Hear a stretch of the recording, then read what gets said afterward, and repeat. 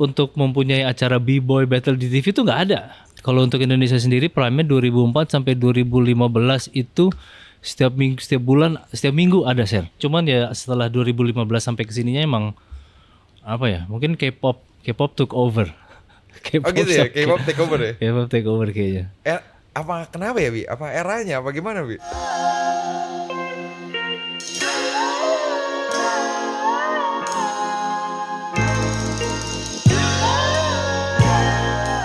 Hari ini kita ketemu sama Bian, The Create, iya nggak? What's Bi, up? apa kabar Bi? Sehat, alhamdulillah Sehat sehat. nih ya. Hari ini gue undang Bian karena nih orang cukup legendaris nih. Legendaris buat siapa? Legendaris buat para pecinta B-boy di Indonesia nih. Breakdance. Breakdance ya? Bisa. Gila, gue kenal lu kayaknya di 2006-2007 deh. Di LA Lights. Di Real Light Streetball. LA Streetball. Kenalnya juga dari Rico. Rico.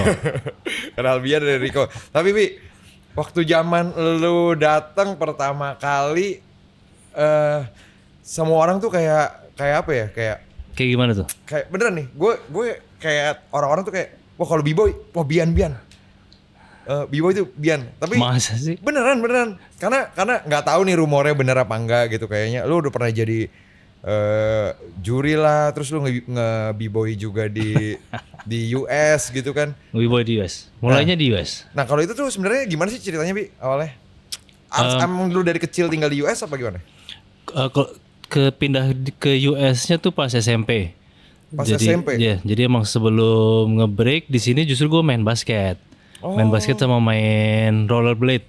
Cuman yang agresifnya. Oke, agresif inline skate ya? Agresif inline skate. Terus cuman kalau ngeliat breaking sih udah dari zaman SD pas gue masih TK di Bandung tuh sepupu gue yang sekarang partner gue di Urban itu si Adri.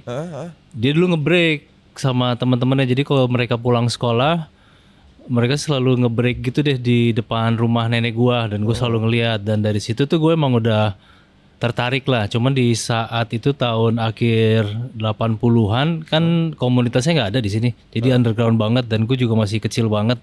Jadi itu udah jadi cinta yang tersampingi lah. Jadi ini dimasukin lemari dulu nih. Oh gitu? Iya. Jadi gue ya abis itu sukanya basket, abis itu sukanya inline skate. Nah pas pindah ke Amerika gue tetap basket. Oke. Lumayan lah masuk tim SMP. Oke. Cuman gue jalanin terus. Di sana anak-anak yang negro yang lebih pendek, lebih kecil, lebih jago dari gua, Ser. Iya. Jadi secara genetik ya berarti ya. Secara genetik yang Latin. Jadi kayaknya makan Asia juga ya jarang lah kalau di liga sana. Jadi gua ngerasa ini mungkin olahraga ini bukan buat gua nih kalau di sini. Akhirnya pelan-pelan shift ke inline skate. Nah, di inline skate itu gua di video-video inline skate selalu ada selipin di akhir 90-an tuh 96-an ada klip-klip breakingnya. Jadi gue jadi keinget lagi nih kayak ngeliat mantan lah. Iya. Akhirnya jatuh cinta lagi gitu ya. Iya. Jadi ini ada ini nih, ada tarian ini yang dulu gue sempat lihat waktu TK. Nah, habis itu akhir 97 98 tuh music video, rap music video kayak siapa ya? Randy MC, Eric Sherman gitu mulai ada elemen-elemen breakingnya lagi tuh. Jadi udah mulai balik lagi ke mainstream lah. Kalau dulu kan awal 90-an sempat hilang, underground banget. Akhirnya jadi banyak yang mendalami juga, acara-acara lumayan banyak, kawan-kawan di sekolah ada juga. Oke. Lu di sekolahnya di kota apa sih, Bi? Di Virginia dulu. Oh, nama sekolahnya? Jeb Stuart High School. Oke. Jadi 15 menit dari Washington DC lah, nggak terlalu jauh. Jadi belajar sama kawan-kawan dari sekolah. Terus emang dulu zamannya belum ada kompetisi. Jadi kalau battle ya udah lo nyamperin sekolah lain untuk battle gitu. Akhirnya ya di sana keluar kota ikutan battle. Cuman ya belajarnya di situ sih untungnya. Oke. Nah, waktu lu di Virginia tuh itu pertama kali lu dapet AK lu itu? Iya. Create itu? Dikasih. Dulunya Kid Create. Oh, Kid Create. Karena masih kecil kan, masih umur 14 tahun. Oh gitu. Gila, jadi dari umur 14 tahun tuh, Bi? Mulainya 14 tahun. Oh, kalau sebenarnya ekosistem di sono tuh community tuh kayak gimana sih, Bi, untuk dapetin kita bilang kalau si B-boy ini kan sebenarnya jatuhnya apa ya, subculture kan ya? Subculture ya. Ya subculture. Nah, lu gimana sih apalagi lu as an Asian kids gitu kan? Iya. Asian kids di sono mayoritas black people sama orang-orang kulit putih. Iya. Nah, lu untuk enter ke B-boy community itu, breakdance community itu kayak gimana sih di US? Kalau di US sendiri mungkin kalau ngelihat dari luarnya ini karena emang culture-nya lahirnya dari US ya. Dari kulit hitam dan Latin. Tapi kalau emang udah di sana justru yang kulit hitamnya nggak terlalu banyak. Mereka prefer ya olahraga, basket atau yang lain-lain. Justru yang nge-break mungkin nge-rap. Nge-rap atau DJ pun mungkin masih banyak yang Latin. Jadi pas kalau untuk B-boy-nya justru banyaknya yang Latinnya, yang Puerto Rican-nya, Dominican Republic. Kalau di West Coast-nya di California itu karena emang banyak orang-orang Filipina, orang Kamboja, justru emang banyak sih. Oh jadi memang Asian Asia, yang Asianya banyak. Dari awalnya memang gitu ya? Enggak dari awal, awalnya negro, kulit hitam sama Latin. Cuman makin kesini Asianya jadi lumayan banyak. Oh. Sekarang malah Jepang. Sekarang Kemarin Jepang, Olimpiade yang menang Jepang. Iya. Jepang itu yang cewek gokil banget ya. Cewek Jepang. Wah gila sih tapi maksudnya tapi kan ini kan zaman sekarang ya Bi ya. Iya. Pada zaman itu Bi di tahun lu umur 14 tahun berarti tahun 80-an, 90-an. Gila. Enggak. Tua banget. Iya. Sorry. Umur lu berapa ya? 60 kan? 61 bukan? 97, mulainya 97. Oh, mulainya tahun 97. 97. Nah, 97 maksud gue di saat itu bukannya ya masih kental-kentalnya ada istilah kita bilang rasism lah ke apalagi Asian. Nah, itu cuman yang pas pertama kali gue ngeliat itu justru diversity-nya, ethnicity-nya. Jadi pas pertama kali gue ngeliat lagi di Amerika, di Virginia itu justru ada b-boys yang lagi nge-break di mall. Justru rasnya beda-beda tuh share, yang bikin gue menarik. Jadi satu ada Asia, orang Vietnam, ada yang kulit hitam, ada yang Latin, sama ada yang bule. Jadi kan kalau di basket ya udahlah oke lah, diverse. Cuman kalau untuk gua sebagai anak kecil tinggal di Amerika dan yang kata lo eranya di saat itu masih kental rasisme, untuk ngelihat satu culture yang nge-welcome semua ethnicity gitu ya. Ethnicity, gue jadi ini oke juga nih kayaknya. Dan emang di sana ya minority mungkin ya, kebanyakan karena bulenya kan nggak terlalu banyak. Cuman sekalinya ada jago banget pasti kalau bule, sama kayak kalau basket ya Jason Williams, Jason Kidd gitu-gitu kali ya. Iya. Sekalinya ada ya paten gila. Banget ya udah ya kan. Tapi kalau di sana banyaknya emang Latin sama Asia sih sampai sekarang masih. Tapi kalau di saat lu mulai di tahun 97 gitu, lu tuh serius sampai di level seserius mana sih Bi di breakdance Bi? Mungkin gua nggak ngerti ya, maksudnya mungkin kalau di Indonesia kan patokannya lu ikut beberapa battle yang bergengsi lah gitu kan, kayak mungkin kalau di saat ini sekarang Red Bull udah masuk nih di Indonesia. Udah masuk. Nah kalau pada zaman lu tuh sebenarnya belum ada Red Bull. Belum ada tuh ya? Belum ada Red Bull, tapi udah ada mungkin acara komunitas ya. Acara komunitas, tapi untuk bagian West Coast yang dari California itu kan emang industrinya di sana, jadi setiap acara-acara pasti dokumentasinya dari sana. Jadi kalau emang mau ada target menang acara besar tuh pasti kita ke kota-kota lain. ke LA justru. Antara LA, kalau yang paling dekat New York. Itu pasti dua kota itu udah paling yang bergengsi banget bergengsi lah. Cuman justru gue pas di sana tuh breakingnya nggak gue, mungkin 100%-nya latihannya setiap hari. Kan masih muda, nggak ada tanggung jawab juga lah. Cuman untuk level gue harus nyebrang ke kiri California mungkin gue cuma 2 kali. Justru gue lagi sebelum balik gue lagi suka main mobil, Ser. Oh ya? anak otomotif. Karena ini kali apa tuh namanya, film apa tuh namanya? Ya, apa? Bukan Too Fast Too Furious. Too Fast Too Furious ya? Iya benar gara-gara itu. Dulu main Estilo. Jadi semua duitnya udah ke situ. Jadi untuk ganti mesin, ganti interior. Jadi teman-teman yang lain yang serius udah ke sana. Gue justru sini aja. Malah main mobil. Nah tapi lu berarti balik ke Jakarta tuh tahun 2003. Umur 20. Umur 20 tahun ya. Kenapa lu balik, Bi? Karena bokap kerjaannya udah beres. Dia kontraknya udah selesai.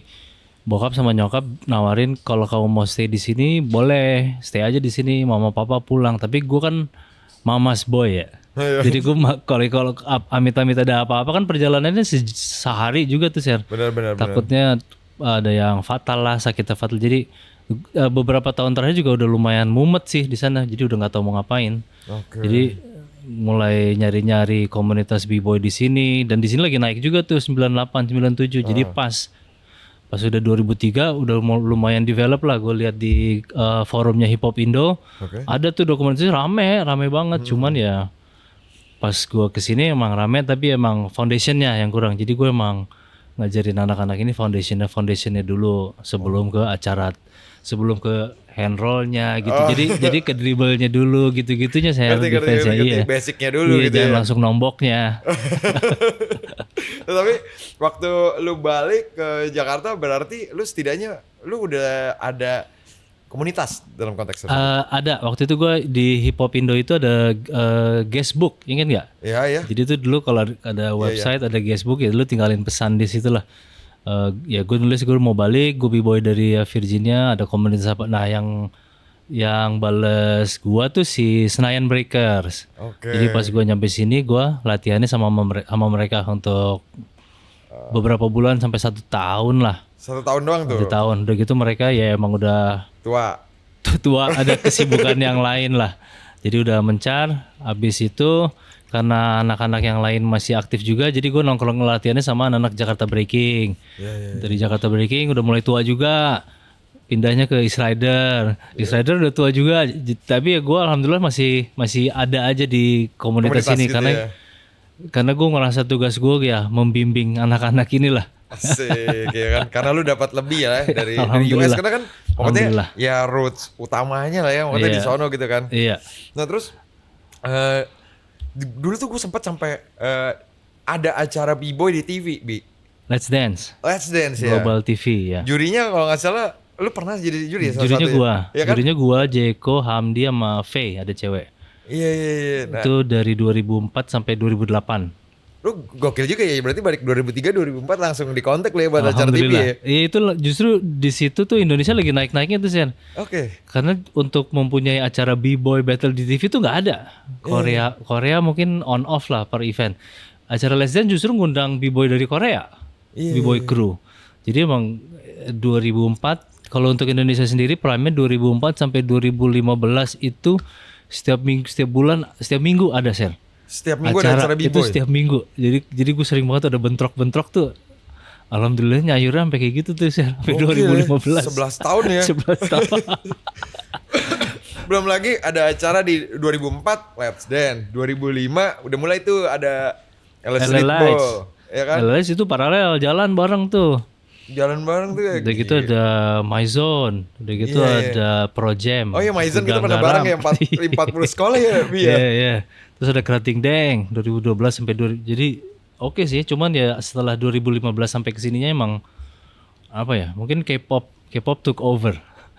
Oh gitu ya, K-pop take over ya. K-pop take over kayaknya. Apa kenapa ya, Bi? Apa eranya apa gimana, Bi? Nggak tahu juga gue sih. Tapi kalau gue lihat kayak di K-pop lah contohnya ya.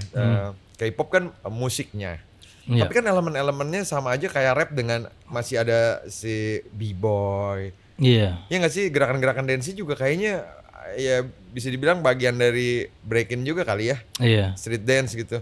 Ya kalau street dance-nya mungkin lebih ke genre lain yang tapi masih di bawah payung street dance.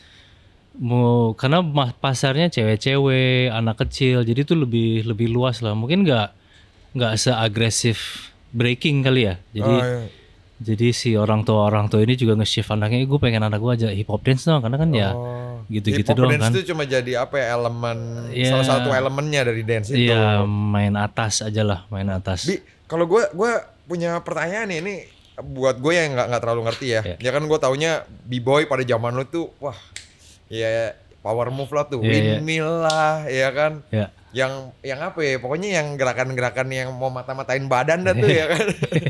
Tapi di Red Bull terakhir gue ada satu kategori kayak ada yang namanya all style tuh, Bi. Open style Ya, ya? all style gitu ya. Red Nah, Bull. itu pada zaman lu pertama kali di Virginia itu tahun 96 udah ada belum? Belum ada. Oh, belum ada. Itu justru tuh mulainya 2010-an. 2010-an kayaknya udah mulai ada kategori itu. Jadi kalau breaking kan sendiri. Jadi bisa dibilang saudaranya breaking tuh ada yang popping, locking, ada yang freestyle hip hop juga. Terus ada yang whacking tuh yang begini-begini yang banci-banci. Oh Terus iya, ada iya. cramping tuh yang Iya, yang marah-marah juga tuh. Saking banyaknya, jadi mereka menggabungkan acara B-boy sama acara ini. Jadi kategorinya lebih banyak sekarang. Mungkin untuk ngejar KPI biar acaranya rame juga. oke. Tapi di luar si breaking ini, genre-genre ini tuh ya bisa dikuasai sama cewek-cewek lah.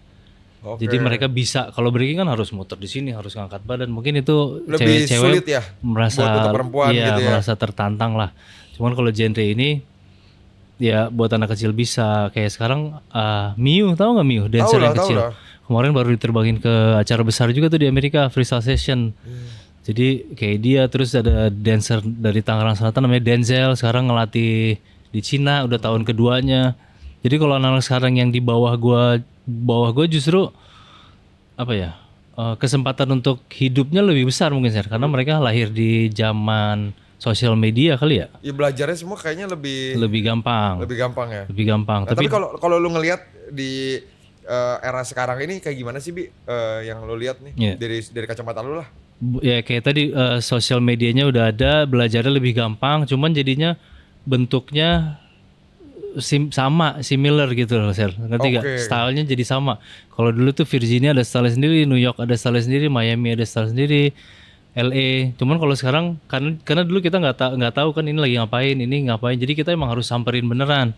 Kalau sekarang tinggal upload gaya gue gini, jadi yang dari Jepang bisa ngikutin yang dari Seattle, yang dari Korea bisa ngikutin dari yang di Jerman. Bisa dibilang sekarang tuh lebih mudah untuk belajar tapi lebih sulit untuk punya. Originality-nya susah. Oke. Jadi downside-nya, originality-nya lebih susah, cuman technicality-nya lebih naik. Oke. Ya pasti akan selalu ada yin and yang-nya. Bi, tapi sampai sekarang lu masih ngebreakin gak sih, Bi? Kalau latihan dulu enggak. gue sering lihat lu masih turun lah gitu. Ya. Sekarang ada. Kalau sekarang enggak. Kalau sekarang kemarin 2 tahun kemarin ngelatih buat persiapan PON. Oke. Karena breaking udah masuk semenjak masuk Olimpiade, di sininya pun jadi masuk SEA Games, Asian Games sama PON. Jadi 2 tahun terakhir gue dikasih kesempatan untuk ngelatih Sumatera Utara sama DKI Jakarta. Oke. Nah, Ada nggak sih dari atlet-atlet kita ini yang menurut lu punya skala dengan Olimpiade?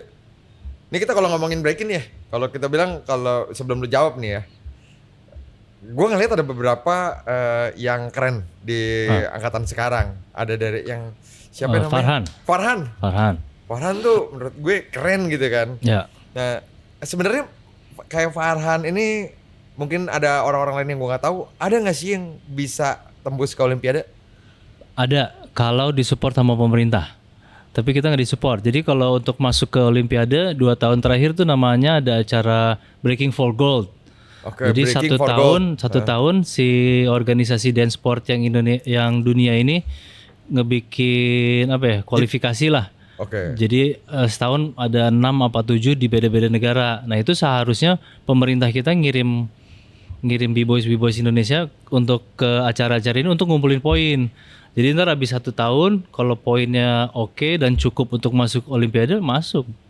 Oh, tapi apa lo dari sebenarnya kayak b-boy di Indonesia ada komitenya sendiri gak sih? Ada. Nah, lo nggak coba ngajuin gitu ke pemerintah? Kalau organisasi b-boynya mereka kerjasama sama dance sport. Jadi ada atasannya lagi nih, namanya IOD, Komunitas Dance Sport. Di situ ada ballroom, ada salsa, gitu-gitu. Jadi breaking diadopsi ke situ. Oke. Nah ini mereka nih yang in charge, yang di sininya. Nah yang di sininya maksudnya ada nggak kontekan nih, maksudnya minta support dari pemerintah? Enggak. Ya, Karena mereka berarti bukan salah pemerintah dong. Enggak, ya mereka memprioritaskan dance lain lah. Karena mereka kan memang core-nya itu kan. Jadi si breaking tuh di organisasi ini tuh kayak anak tirinya. Nah, cuman kalau diajuin sebenarnya bisa-bisa aja. Ya kenapa nggak, maksudnya lu dari B-boy mencoba membuat sebuah organisasi sendiri yang menurut gue ini kan kita compete dengan Olimpiade nih nantinya ya kan. Kenapa nggak dibuat, B-boy berdiri sendiri aja langsung? Oh, license-nya udah dipegang sama si IOD ini. Oh gitu. Dance Sport Indonesia. Iya, jadi si WDSF, World Dance Sports Federation itu kan yang ngurusin ke Olimpiadenya. Nah mereka ini ada kerjasama sama setiap negara. license gue segini nih. Tapi kebanyakan di setiap negara ini yang megang license itu organisasi dance sport, bukan organisasi b-boy langsung. Oh gitu. Itu banyak dramanya juga di setiap negara. Korea, Eropa, Amerika. Kalau Amerika bisa pecah sendiri. Dia pecah sendiri jadi Pecah, b-boy sendiri jadi kan. b-boy yang ngurus. Nah, berarti lu juga menurut Susah, gue di Indonesia tapi susah ya. iya. Kenapa sih susahnya Bi? Maksudnya kenapa? Apakah mungkin biaya kah, dana gitu? Itu salah satu faktor juga sih. Salah satu faktor Iya. juga. Sama mungkin ya orang-orangnya lebih organized kali ya. Kalau b-boy kan street ya. Iya iya iya iya. Ntar ada duit dikit cabut lagi. Ntar ada duit dikit kepake. Ya enggak dong, maksudnya kan bikin sebuah lembaga khusus yang dipertanggungjawabkan lah gitu loh. Bi. Iya. Ya kan? Nggak tahu deh. Cuman yang sukses baru Amerika. Amerika Tapi baru itu melakukan itu. karena kesuksesan itu rumornya karena itu. Jadi di 2028 di Amerika nggak ada breaking. Oh. Jadi politiknya kacau. Politiknya kacau tuh Ser. Maksudnya nggak ada breaking ini di mana nih? Di Amerika kan 2028 Olimpiade di LA.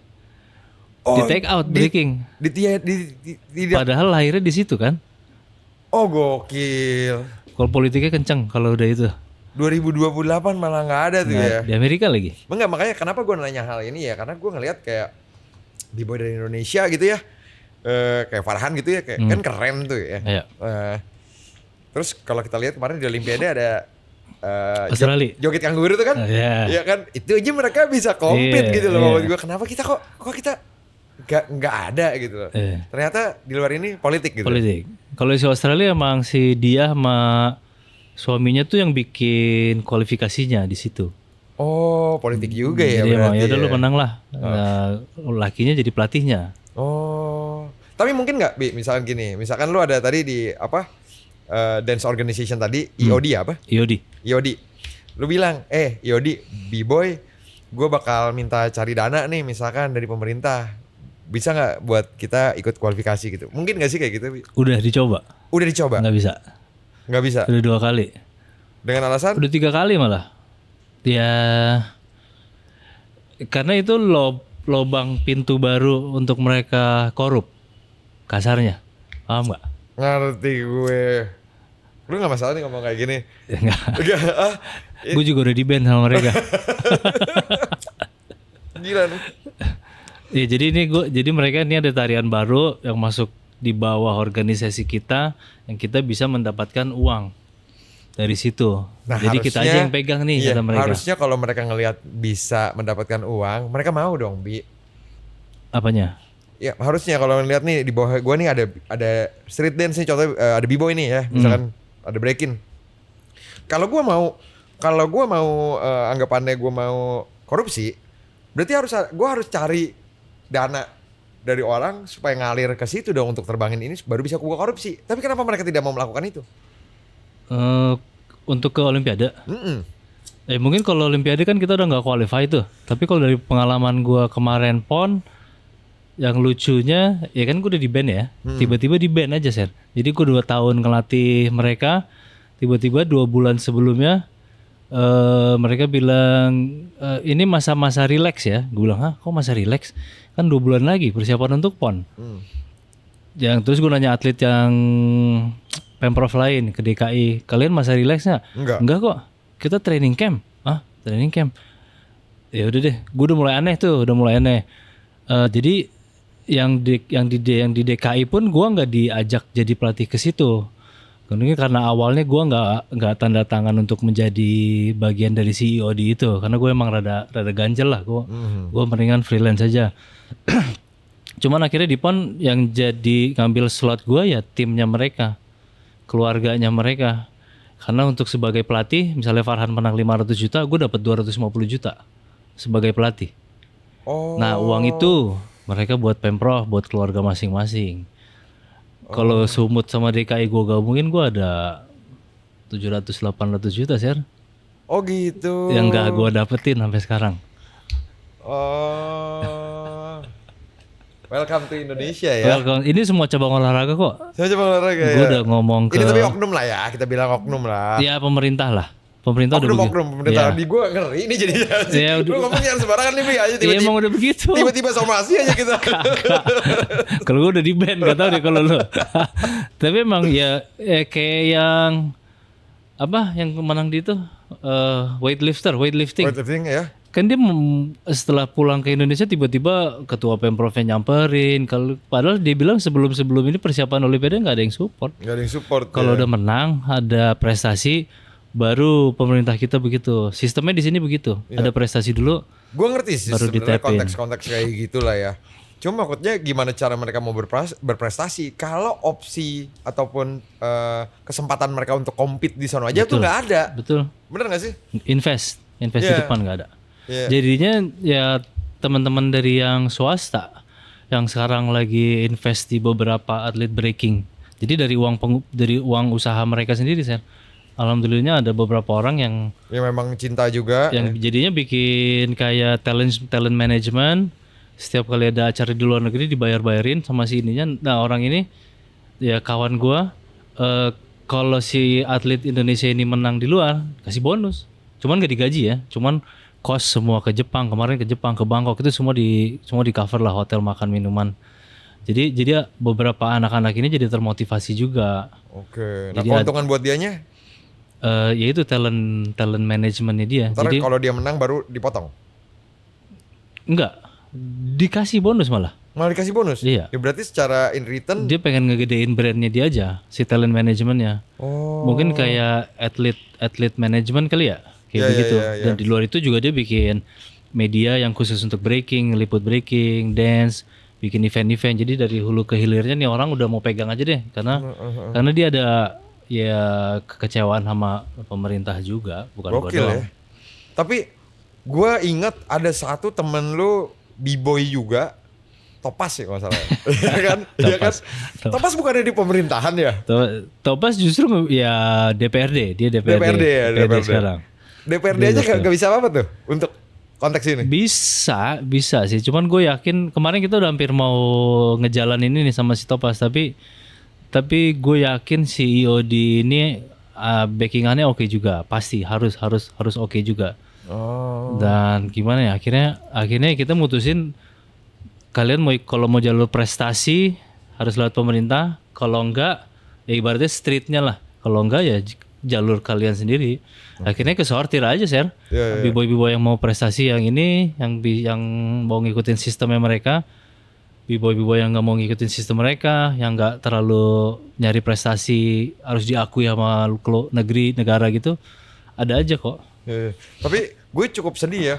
Di 5 tahun terakhir kayaknya event B-boy yang gede kayaknya Nggak ada ya. Yang paling gede kemarin juga kayak Red Bull ya. Red Bull paling gede. Paling gede itu ya Red Bull. Paling gede se Asia Tenggara malah. Karena kualifikasi Asia Tenggara kemarin di sini akhirnya. Iya, tapi pas kemarin acara yang Red Bull kemarin gitu ya. Apa ya kayak vibe-nya ya berkurang ya, Bi ya. Karena lagi bulan puasa. Oh. Jadi nyari tempatnya yang nggak boleh kebuka banget justru.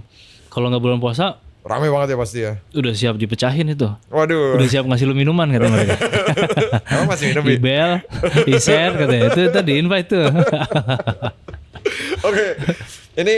Ini menarik ya. Ternyata industri B-boy aja. Gue nggak nyangka loh, Bi. Maksudnya jujur ya. Iya. Industri B-boy itu bisa sebegitunya. Sebegitunya. Cukup menyedihkan ya, Bi ya. Menjadikan, lumayan menjadikan. Menyedihkan ya.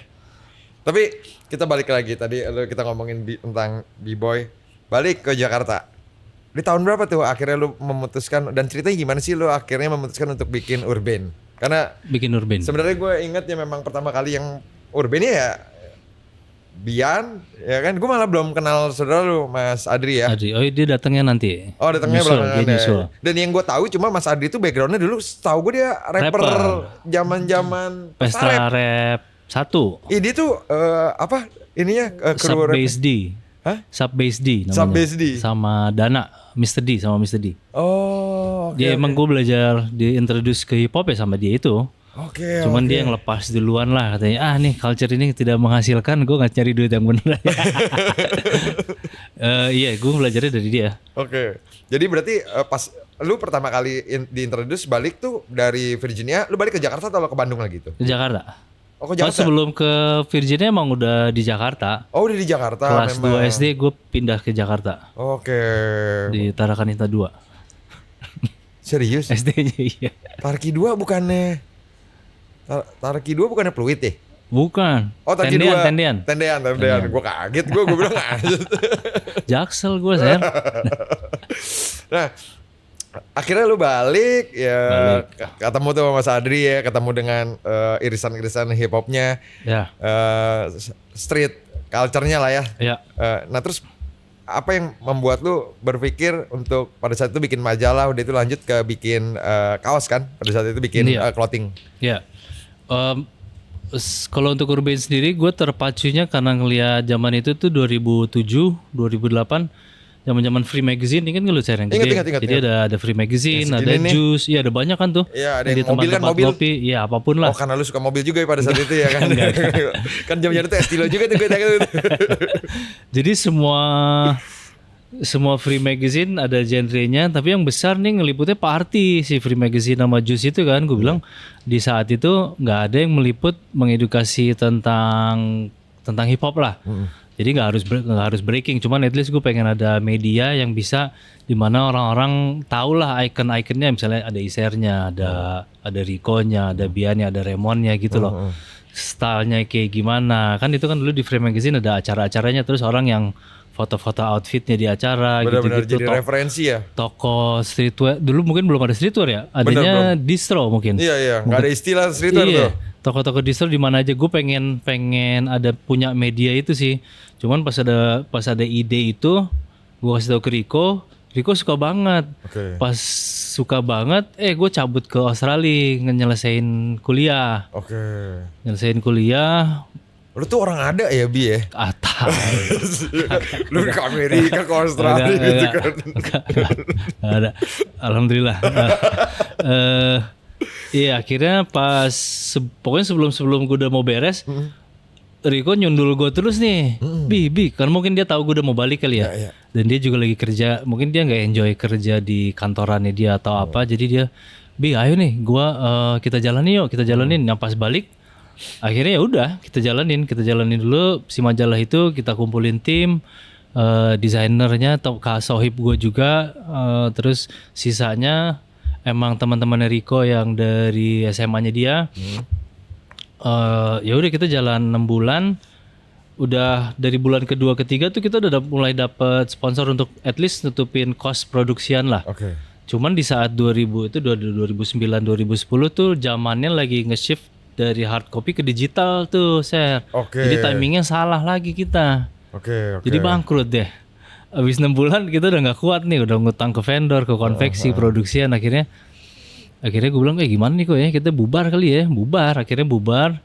Cuman gue ngerasa si Urban udah ada nama. Iya, benar, karena benar, di saat itu gue sama Rico sampai ditawarin jadi chief editor di Free Magazine. Ya. Jadi kan mereka ngelihat value lah di caranya kita bikin layout atau info-info kita. Ya itu, cuman gue sama Rico ngerasa kita bisa hidup dari Urban kok. Walaupun kita belum hidup, cuman gue udah ngeliat nih visinya bisa. Akhirnya kita tolak tuh si Free Magazine. Akhirnya gue ngerasa udah ada namanya, sayang kalau mati. Jadi akhirnya kita shift aja tuh kemana. Akhirnya temennya Rico, si Renda Gidein. bilang, kok lo ke kaos aja, bikin kaos. Sekali gue lewatin aja, kaos enggak. 2 kali, 3 kali, akhirnya pelan-pelan ke kaos. Dan itu juga ada faktor 2010 Supreme OB lagi masuk ke sini. Dan satu kaos tuh 450.000 yang menurut gua mahal banget lah untuk orang lokal. 2004 ya? 2004. 2009-an ya? Oh 2009 ya? 2010. Oh ini ya, zaman-zaman Rebel 8. Iya. Rebel 8 terus OB ya. Iya, nah itu gue zaman itu kalau bukan brand itu nggak ada brand lokal dengan taste yang kayak gitu. Benar. Jadi gue pengen kasih taste desain luar cuman harga lokal. Oke. Akhirnya terjadilah si Urban juga awalnya 99.000, akhirnya 100, akhirnya alhamdulillah naik terus tuh, Ser. 120, 140 sampai 250 sih bisa kita dulu. Iya. Gue ingat kok pertama kali masih acara LA Light lu masih bawa Dia jualan ya? iya kan? Koper. Bawa koper, terus lu bawa cuma meja, ya kan? Lu punya artikel singlet yang nge-twist logo Playboy, iya kan? Supersonic. Tapi lu nggak beli kan? Beli anak aja lu, Seattle Super Chronic kan? Cuma pada zaman itu gue lagi nggak punya duit aja, jadi yang gue bisa. Enggak, lu kan ada juga, lu berada juga.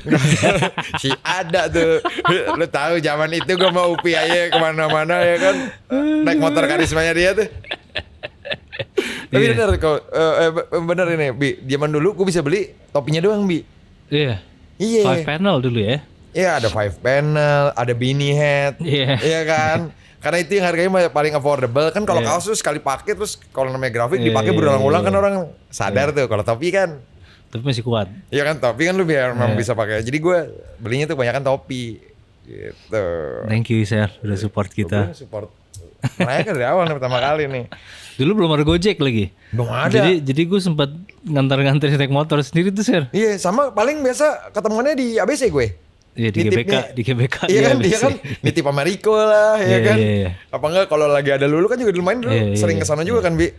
Jadi emang gua sama Rico emang kencengin di core-nya dulu, di roots-nya dari dulu untuk brandnya. Jadi nggak langsung ke general gitu lah. Nah, tapi serunya pada saat itu kita punya tongkrongan yang di center semuanya ya sebenarnya ya. Di ABC itu kan sebenarnya bisa gampang orang ketemu di sana meeting point gitu kan, dari mungkin ya bukan kita aja yang main basket, anak-anak skate mungkin ya kan. Nah ini yang di era-era sekarang nih kayaknya nggak nongkrong, nggak ada tuh. Nggak ada. Yang streetwear sekarang. Oh kalau streetwear sekarang gue nggak tahu deh. Kalau yang b-boys yang gue kira maksud lo. Oh enggak. Maksudnya kayak di elemen itu aja, di streetwear. Di streetwear banyak beefnya. Kan lo salah satunya yang suka beef. Tapi kalau gue pribadi di dunia brand lokal juga harus gue akui gue kurang berbaur juga sih Sir. Kurang berbaur ya? Jadi emang sendiri aja. Lu berbaur di komunitas b-boy lu aja. Iya, kan. Cuman kan emang ada komunitas lokal brand kan. Cuman ya sempat nyemplung ke situ bareng Rico, sempat tahu kayak gimana-gimananya. Ya mungkin ya gue enakan sendiri kayaknya ya. Oh gitu. Untuk beberapa hal. Oh, gitu. Nah, ini lucu. Lu balik pertama kali kontekan sama Rico bikin Freemax jalan. Ya. Setelah jalan bikin lah Urban. Kita dengar kita mulai semuanya dari benar-benar apa ya? Benar-benar hustle lah. Hustle.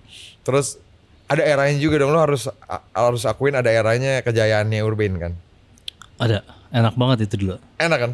Itu tahun berapa sih kau? Menurut tahun berapa Bi? Menurut 2015 sampai 2019 kayaknya. 2015 19 4 tahun tuh. 14 atau 15 ya? Pokoknya pas Detroit versus Everybody keluar aja tuh. Nah itu gue dengan ragunya gue pengen ngeflip. Sebenarnya udah pengen gue flip tuh. Karena kan karakternya sama Jakarta lah ya. Rusuh, kumuh. Cuman ada ya mungkin orang sini nggak tahu budaya streetwear yang lu paham lah, dimana budayanya emang flip design, layout, brand yang corporate dijadiin sesuatu yang street. Bener. Kita lakukan itu, wah hujatannya gila. Oh ya? Sebelum versus pun udah, lu apa sih? Lu niru ini ya? Niru, cuman ya jadinya harus ada satu sesi lagi untuk mengedukasi tuh yang kita nggak ada waktunya dulu. Enggak, itu lucunya ya. Itu orang kenapa baru sadar di sana? Emang Seattle Super Chronic gitu kan dari awal lu udah ngelakuin itu gitu loh. Justru itu yang jadi nilai lebih dari Urban pada saat itu kan. Budaya yang orang-orang tidak terlalu paham ada di Indonesia, yang sebenarnya dari sana lu twist. Iya. Cuman ya orang sini belum tahu permainannya begitu kalau untuk streetwear kali ya. Iya. Kalau streetwear kan sampai sebebas logo band, logo Coca-Cola mau di flip juga dengan slang-slang yang ada di culture kita. Benar. Cuman kalau kita harus bikin satu sesi untuk mengedukasi dulu kayaknya males jadi, ya. Udahlah. Jadi akhirnya cuman kita sempat bikin Jakarta City versus Jakarta versus Everybody di logo explicit lyrics yang hitam putih tuh. Dulu gue tulisannya JCT versus Everybody karena gue masih ragu untuk pakai layout si Detroit versus Everybody. Cuman itu gila ternyata 100 piece tuh bisa habis 3 hari. Gue bilang ini gila nih. Nah di situ paralel gue ngajuin investment apa ke sepupu gue itu. Oh, ke Mas Adri itu. Iya. Oh, ternyata dia ini Iya. juga ya, Cina Jadi, juga ya, dia tahu duit dia. Dia Padang kayak gue. Padang Kita ketemu di situ. jadi ya sebelum itu pecah, gue sama Riko emang masih jalan pakai uang berdua lah. Tapi emang kita perlu dorongan lagi nih untuk bisa produksi lebih gede. Akhirnya gue bilang ke dia lah, ini 100 datanya pun gak ada data. Gue cuman lisan aja ke dia, cuman ya karena sepupu, karena itu mungkin saat itu dia juga uangnya lagi banyak, masih ya dia selalu alhamdulillahnya percaya sama yang gue lakuin. Akhirnya dia tap in, akhirnya ya udahlah gue flip aja tuh desain si itu, pecah sih. Kalau desain itu sampai hari ini itu masih nasinya kita, percaya gak? Gila ya. Hitam putih lagi, Hitam bukan warna putih. lain. Gila ya. Jadi kita juga udah berusaha sekeras mungkin untuk ngelepasin karakter kita dari desain itu. Ya bikin desain kayak begini atau yang simple-simple, cuman ujungnya orang-orang udah Nyantolnya di situ familiarnya ya. sama itu, mungkin jadi ikoniknya ya. Iya. Dan sampai ada film Jakarta pakai versus Everybody. Jakarta versus Everybody, ya kan. Ada Urban juga tap in di sana juga kan sebagai jatuhnya Sebagai partner lah, media partner. partner. Diisi juga sama Tuan 13 waktu itu 13. musiknya ya kan. Nah, ini menarik ya, maksudnya mulai dari hustle kayak gitu bareng-bareng. Terus tiba-tiba kenapa bubar, Bi? Kenapa bubar dalam konteks maksudnya Riko-nya cabut gitu loh. Apa ya? Mungkin cara rute untuk kita mencapai ke sukses berikutnya, caranya kita bertiga, mungkin gua sama sepupu gua sama, mungkin Riko ada jalurnya sendiri. Oke. Ya emang kurang Sepaham aja. kurang sefrekuensi mungkin ya. Cuman di luar itu menurut gua dari 2015 sampai 2019 itu udah kayak Jordan sama Pippen kali ya, ada Phil Jackson-nya ya sepupu gua. Bisa dibilang gitu sih, karena pas si Versus itu di 2018 sampai 19 kita kerjasama sama 44 kota. Ya. Yang dari seluruh Indonesia, yang beberapa pun repeat, yang kita udah diterbangin ke beberapa untuk launchingnya. Jadi yang gue senang selama gue jalanin sama Riko itu benar-benar unstoppable sih. Emang pintu-pintu lain tuh kedobrak tuh sih. Gokil. Menurut gue dari basket, streetball ada b-boynya, terus sepupu gue yang arsitek, dia jadi untuk bikin booth di Jaklot, bikin booth di Market Museum. Jadi semuanya balance, semuanya oke. Terus akhirnya si Versus Everybody bisa jadi IP. Itu gara-gara ada investor lagi tuh, idenya investor lagi tuh, nama kawan-kawan gue namanya Robby. Nah, itu Cina. Oke. Jadi Cina Padang bersatu tuh udah berat tuh ya. Jadi dia yang ngasih ide, lu kenapa nggak Indonesia Versus Everybody? Gue bilang, luas banget, kita pengen naikin Jakartanya dulu. Ya udah, kata dia. Tapi akhirnya kita coba, pecah juga. Akhirnya ya udah, Jakarta, ada Bandung, ada Tangerang. Jadi semua itu bayar licensing, saya. Gokil ya. Alhamdulillahnya. Jadi ya ada satu titik, ya orang-orang pengen main ke kantor, pengen temenan, sih. Iya. Benar. Ya oke, kita emang tampung juga, kita ada podcast juga. Jadi emang channel koneksi link ke kawan-kawan juga makin luas. Jadi podcast kita juga nyala. Kalau podcast sendiri gue pengennya justru udah 2 tahun sebelum. Cuman sepupu gue nahan dulu karena followers di IG kita belum banyak. Oke. Pas udah 10.000, dah nih waktunya. Bam, Upi tamu pertama pecah. Iya. Lu juga ada kan? Ada juga. Mabok banget kan? Banget. itu yang bikin gue berhenti minum, Ser. karena dulu tuh seminggu syuting bisa 2 kali. Satu hari ya 2 tamu. Setiap tamu pasti minum, Ser. Iya, Amer tuh. Amer, whisky itu minimum Jack D, Sifat. Jadi badan gue juga nggak kuat lama-lama. Lama-lama hancur juga ya. Lama-lama hancur. Akhirnya gue bilang ke Riko, kok kayaknya gue udah nggak kuat nih untuk jadi host kalau minum tiap hari. Udah nyerah. Terus akhirnya Riko ngejalanin podcastnya sendiri. Cuman kayaknya ya mungkin kurang kurang apa ya, kurang nampol, kurang kuat kali ya. Karena kalau gue sama dia tuh bercanda-bercandanya ya doa. Iya. Karena gue selalu nyalain dia di good times lah, Lu good gak times. kangen Bi sama Rico Bi? Kangen lah pasti ya. Kangen ya. Cuma kayak gue tuh lucu waktu Urban akhirnya pada saat itu ya di dalam lah, ini mungkin kita buka aja dikit ya. Buka Di dikit. dalam ada perselisihan internal.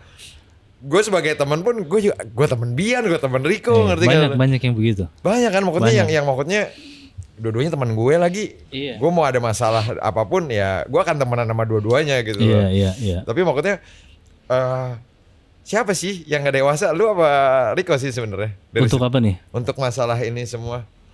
Atau memang bukan masalah dewasa tapi masalah memang udah beda ini aja sih. Beda prinsip mungkin atau beda tujuan ya.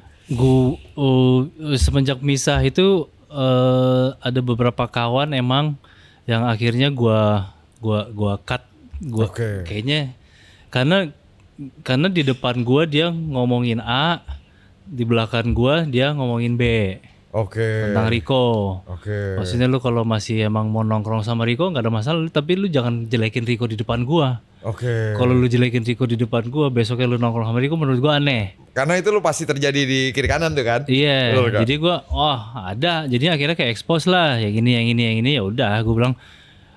Jadi untuk tahun ini gue emang nyari circle yang udah sehat aja, yang real aja lah, Sen. Ya. Susah nyari yang real. Jadi setelah itu mungkin bisa dibilang 90% circle gue hilang. Gitu Bi. Jadi gue sekarang nongkrongnya sama keluarga aja, sama istri, sama anak. Paling sama Wisnu di kantor. Gitu. Jadi kalau keluar emang udah paling ke rumah Ibel kalau ada UFC.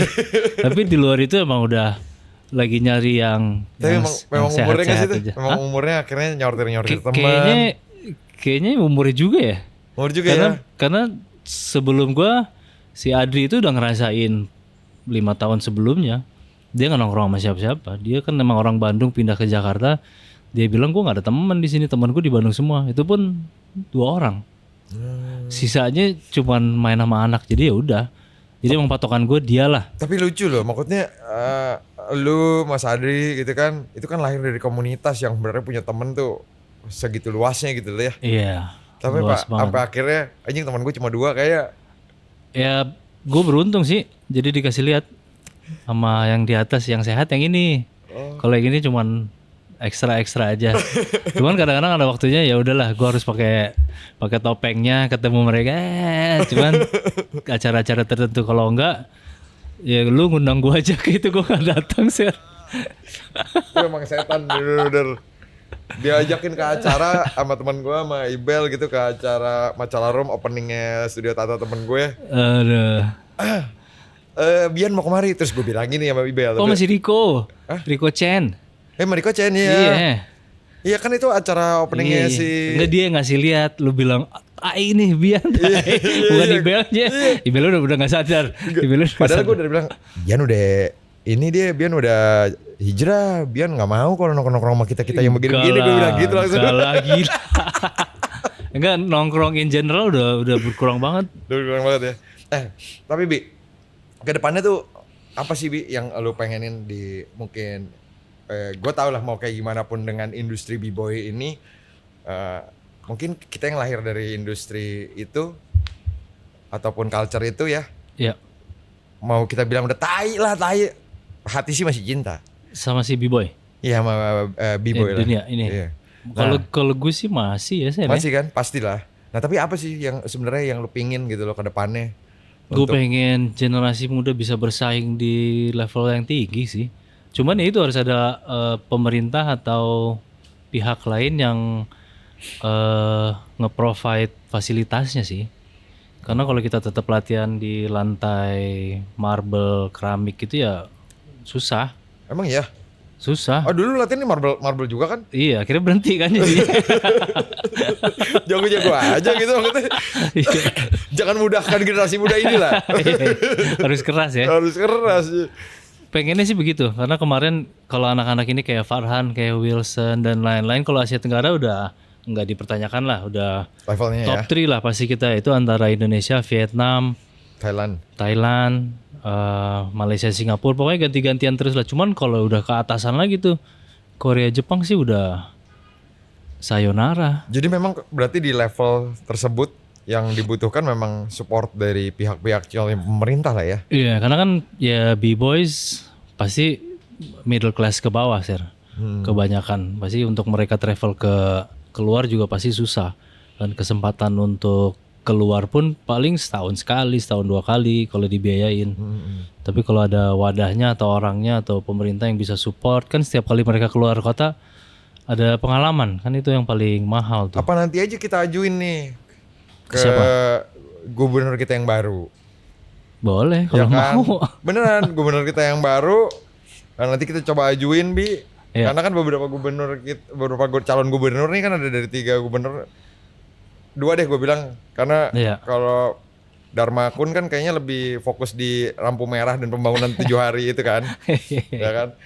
Tapi kalau Mas kayak Ridwan Kamil satunya Om Pram itu kayak fokus tuh ke buat anak-anak muda dan industri kreatif tuh Bi. Mungkin kita bisa bikin ajuin bikin versi kita sendiri lah. Iya. Bikin versi kita kejuaraan kita sendiri yang ya at least 5 tahun.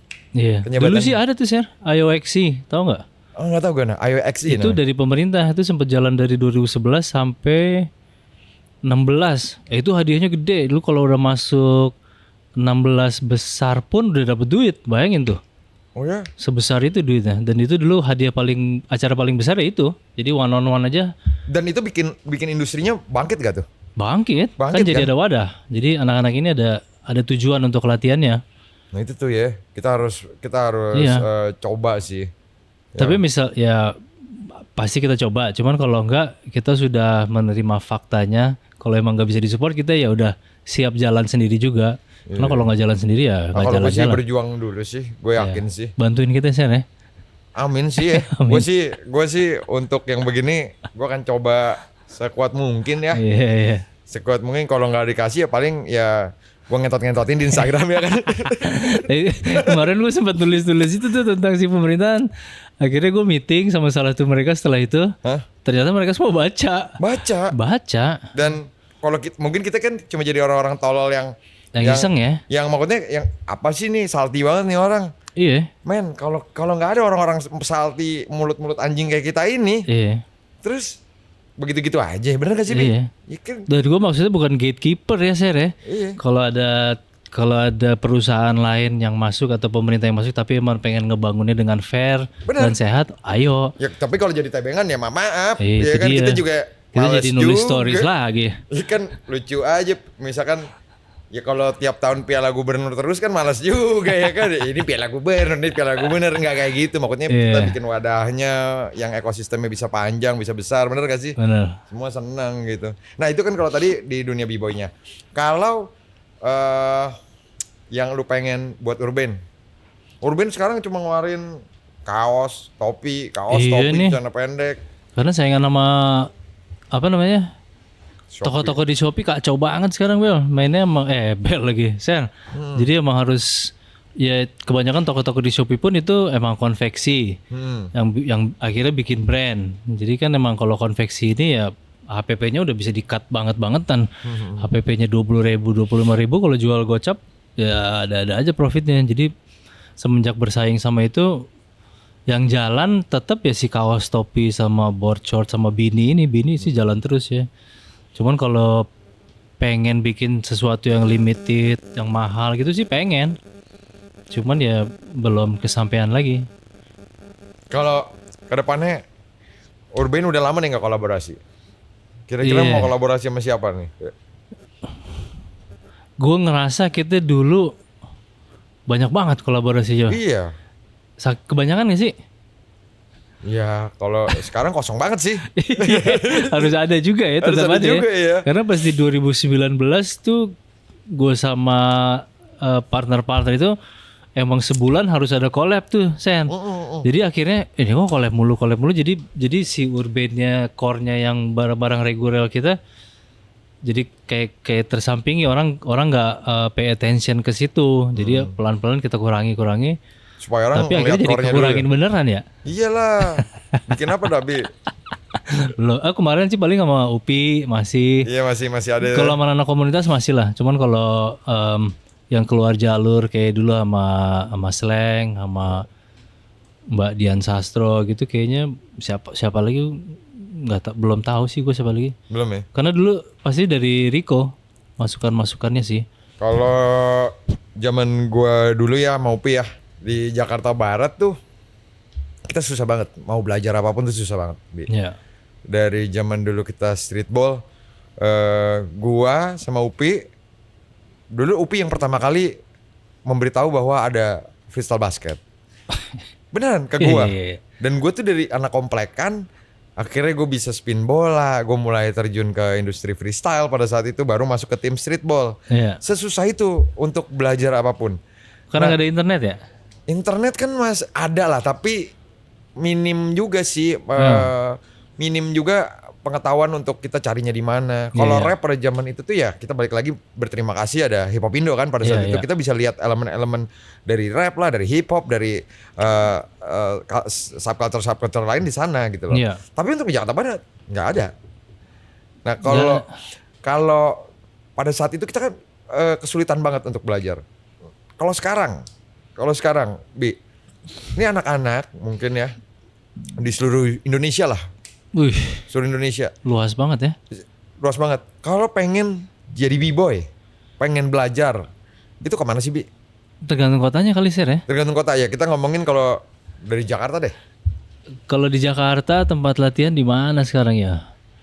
Taman Menteng ya, kayak seharusnya Taman Menteng masih ada, Taman Ismail Marzuki masih ada. Cuman gue kurang tahu harinya hari apa aja. Oke. Kalau Tangerang Selatan tuh di Teras Kota. Oh di teras kota masih tuh? Teras Kota situ masih. Kalau di Bekasi gue nggak tahu lagi di mana. Iya. Kayaknya di mall-mall yang di sana sih. Cuman untuk mengikuti kalau untuk B-boy sendiri untuk seluruh Indonesia mungkin bisa hubung ke IG-nya B-boy Indo. Oke. Karena B-boy Indo itu ada semua ketua-ketua di setiap kota, di setiap pulau. Satu lagi itu ada Federasi Breaking seluruh Indonesia juga organisasi. Bisa kedua itu sih mungkin nanti adminnya yang mereka itu bisa bantu ngarahin di kota apa latihannya di mana hari apa gitu-gitu. Gitu ya. Jadi bisa DM langsung gitu ya buat belajar ya. Iya. Tapi annoying gak sih kalau gue tiba-tiba kontak gitu, Mas saya mau belajar breakdance di mana ya? Gue rasa gak dibales sih. Harusnya dibalas sih kalau bener ya. Kalau beres dengan tujuan visi dan misi mengembangkan komunitasnya harusnya dibalas. Tapi nggak tahu deh adminnya sekarang siapa Nah tuh. itu dia. Tapi ya yang pasti teman-teman juga yang mungkin punya ketertarikan ya kan untuk join komunitasnya, untuk datang ke B-boy Indonesia B-boy deh. Indo. B-boy Indo. Terus ada satu lagi apa Bi tadi? FBSI Federasi Breaking Seluruh Indonesia. FBSI. Ya. Nah kalau gitu thank you nih buat udah ngobrol-ngobrol sama Bian. Udah Thank you, 1 Sir. jam Bi.